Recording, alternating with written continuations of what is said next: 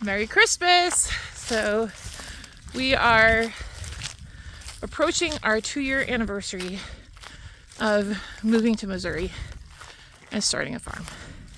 So we figured we'd do a quick video today while we're out moving the cows and kind of let you know how we're doing. So Sean's gonna wheel this up. This is the paddock that our cows have been in. These are our 2 little babies. This is Jermaine, named after Sean's mom and her mother, and that's Pilgrim, our little bull calf with the white on his face, and this is his mom. He looks just like his mama. So cute, both doing beautifully. And everybody is so ready to move. Come on, 2060.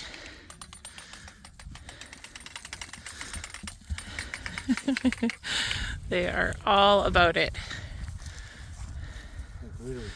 So we just starting feeding hay, which is great. We were hoping to make it right about the end of December. We expected to start feeding hay around Christmas, and we've kind of met our goals with that, and our cows still are doing great. The babies are doing great.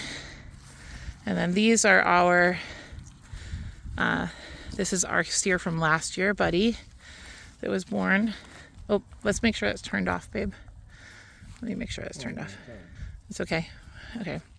So he, as you can see, has grown quite a bit in the last year. He just turned 1 in, is it September, October. So he will be ready to be processed either in the spring or possibly in the fall.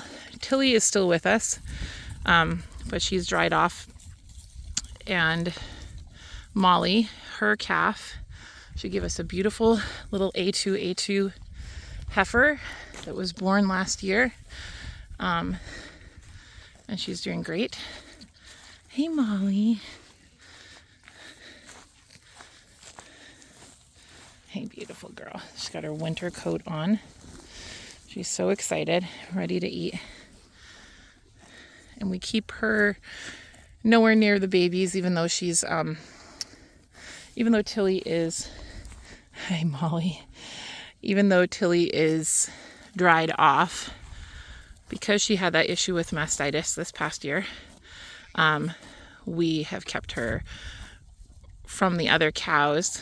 But she never tested our wires before, but I think there's just such a strong draw to get back to the herd, and because she's not bred, she will go into heat and just kind of not act herself and go through the fences. And so at some point we just, partly because we were so busy and partly because we realized we were just fighting a losing battle, we let her stay in with Molly. Molly's been good, and she does not nurse on her anymore or attempt to, but there's a bond there, and they just seem happier being together. So we let them hang out together. You can see that this pasture is very heavily manured, and we kind of did that on purpose, and partly because our schedule just set us up this way. What are we trying to do here with this pasture? We're trying to get it more fertilized, and we have a lot of broom's hedge here still, so we're trying to eradicate that as best we can. So the more nutrient dense the soil is, that will help. That'll help over time. And so we've been, when we had our soil tested when we first moved here, it's not that our pH is really super low, it's just we think like this was maybe overgrazed a little bit, and it's a little bit lower than we'd like it to be. Actually, this area could use more fertilization compared to, like, as we get closer to the house past that tree line, we don't seem to have, the soil is different. You can totally tell that the pasture looks different, what grows there is different. And so we said this year, let's use this as a sacrifice lot, and this is actually where our 2-year-old hay was. So it's the hay that we hayed the previous year, and we wanted to use that up first, so we figured we'd leave them here longer as long as the weather remained somewhat mild and we weren't dealing with frozen water hoses and stuff, as long as we could still get water out to our pastures here, we would leave them up here and let them really heavily fertilize this space. And then also get some more seed in this area. You can see Maisie is doing her rounds behind me. So, or she's done them. She's probably coming back soon. Hey, Maisie. So you can see like the broom's hedge that's left over. So we just figure the more time they spend bringing more nutrients in this, we could lime this area as well, and we probably will at some point. But until then, the animals are bringing a lot of fertilization, natural fertilization to this area. And so if we leave them in it a bit longer and just keep haying in this space, we don't have the same concerns as we do during the other parts of the year, where we're really trying to keep them from grazing too low to get to that more toxic part of the plant. To be honest, at this point, like everything's grazed low anyway, so because they're supplementing with hay, And there's a lot of seed in that hay too, so that's gonna help. right. Good seed. Right. So what you're saying is there's a lot of seed in the hay, so spreading it out more in this area is also getting a lot more seed in this space and improving this pasture. So we figure we would pick certain areas of our pasture every year to really focus on using as a sacrifice lot. And last year it was the area down by our barn. We added more hay down there and more seed, and our dairy cow had just calved, and it was just a lot more convenient to have her closer to the barn during the winter time so that we could milk her. And how do you feel that worked for that lower pasture? I think it worked out great. Yeah, we definitely noticed like there was a lot more to graze from this year, but we did hit another year. A lot more organic matter in the soil. Right, and we did hit another year of drought this year, and so that it's a little hard to tell because we're dealing with areas that are also responding to heavy drought years. So you'll end up with more weeds and other things just because of the drought circumstances. So this is where they're coming from.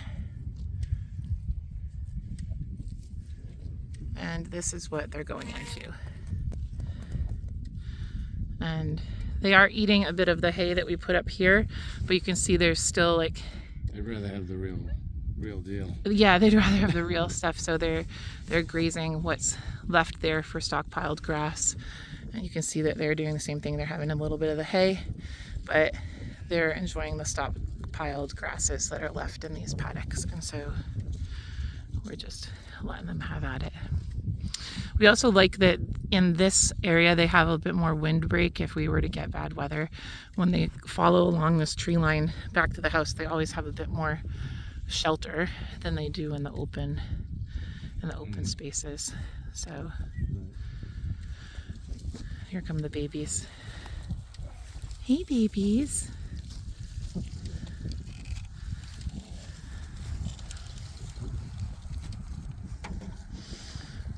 So as long as the water keeps running, we'll keep them down here. Hi, Jermaine. So Jermaine she is a 75% South Pole heifer. That's the one in the front that's all red. Her mother was a registered 50% South Pole heifer, and she had really good genetics. And then the South Pole bull that we brought on was a full-blood son of Broadway, who had very, very good genetics as well. And we're slowly breeding up our herd, right? Yeah. We now are kind of coming to a decision about what we're going to do as far as our livestock, and I'll kind of get into that in a second. Our sheep are down here, and they are also about to move over a little bit, so they're following behind our cattle. I'll go take care of it. Okay, I'll walk with you. So, did you want to grab some hay? Not yet. Not yet? Okay, so we're probably going to bring some more hay over here for them. But Sean's going to be moving over the fences. So one of the things that we have found in a rotational grazing system is that the cows are much easier to move than the sheep. You can see like all the distribution of organic matter. This is all natural fertilizer. And although it's not getting as distributed as it is during like the the warmer weather months, or if we had our chickens spreading it out, it is still adding a lot more nutrition here. So if we were to come and seed over this within the next year or two, all this area would be improving. They all think they're moving. So he's just going to take up the fence where the other ones are, and he's going to move their fencing area. We have a second set of fences. He's going to move them over into where the cows were. They'll graze all of that down even more, and then we'll bring some hay over and fresh water for them and minerals. So this is our ram in the front that looks like he's got the little raccoon eyes. All the little white ones are the babies,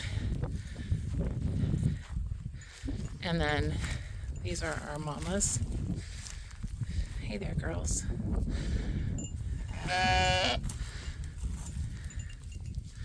And they are most likely bred to give us babies in the spring. And then our babies may be too young, and so we're hoping to get another ram to put in with them when they're a little bit older. So